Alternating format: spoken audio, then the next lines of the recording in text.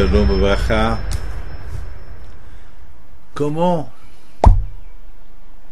se renforcer, maîtriser les envies, comme les tzadikim. Que les zéchous des tzadikim soient avec vous. Rabbi Shimon bar Yochai, il a vécu 13 ans dans une grotte. Il ne mangeait rien du tout. Les grands tzadikim, ils mangent un peu.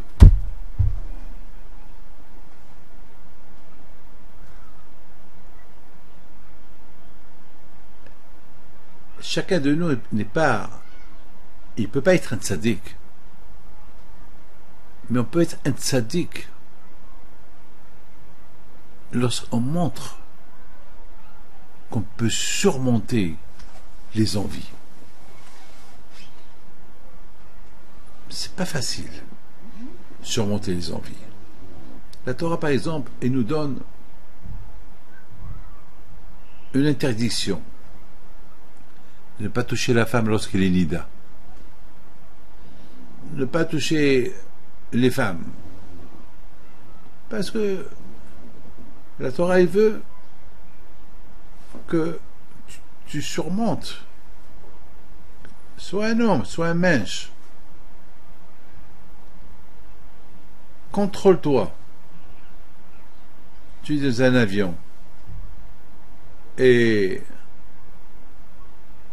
tu vois qu'on sert un bon repas, mais il n'est pas kasher. Alors, sois fort. Ne mange pas.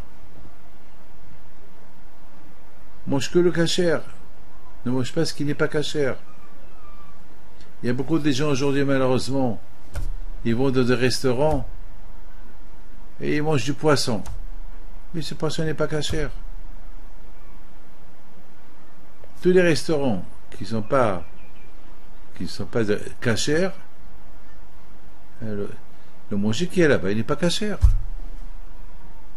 Il faut mettre ça dans la tête. Écoutez, moi j'étais une fois dans un restaurant et j'ai vu à l'intérieur du restaurant. C'est pas comme à raconter. J'ai vu comment là-bas ils mélangeaient tout. Je parle d'un restaurant qui n'était pas kasher, qui appartenait à un juif, et je lui dis, je veux voir le restaurant. Et je vois, tout est mélangé.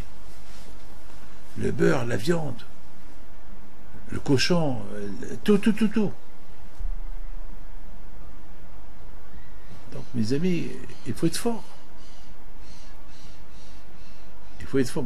Moi j'ai quelqu'un que je connais, un grand commerçant, que tout le temps, il a des affaires avec des banquiers, des directeurs, toujours il prend avec lui son repas kasher, sandwich.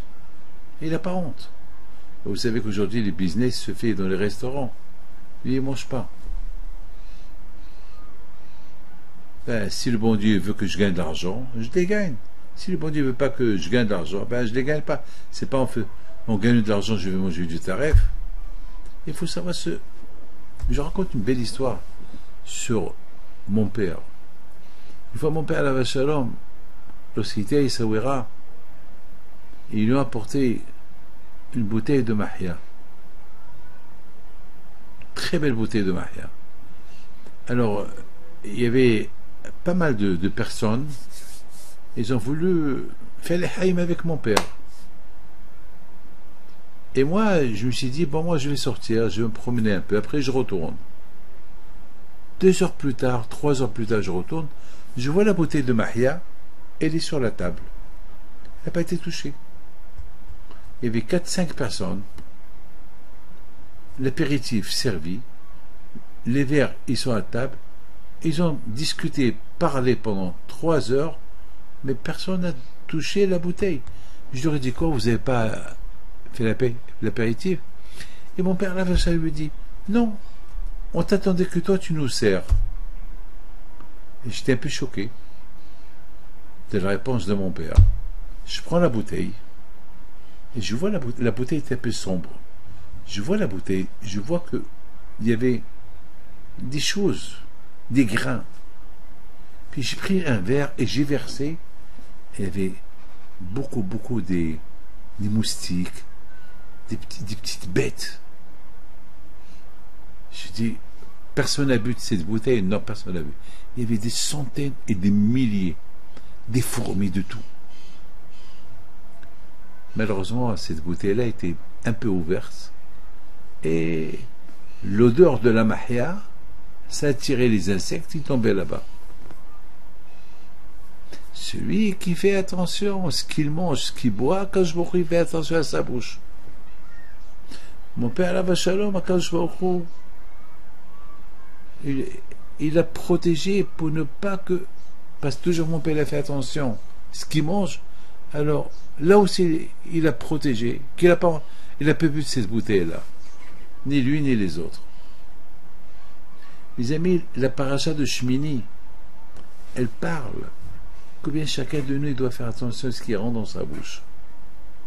Et bien sûr, il faut faire attention à ce qui sort de la bouche, les paroles. La Torah, il veut qu'on soit des gens saints, kadosh. Et pour être saint et kadosh, ça commence par la bouche.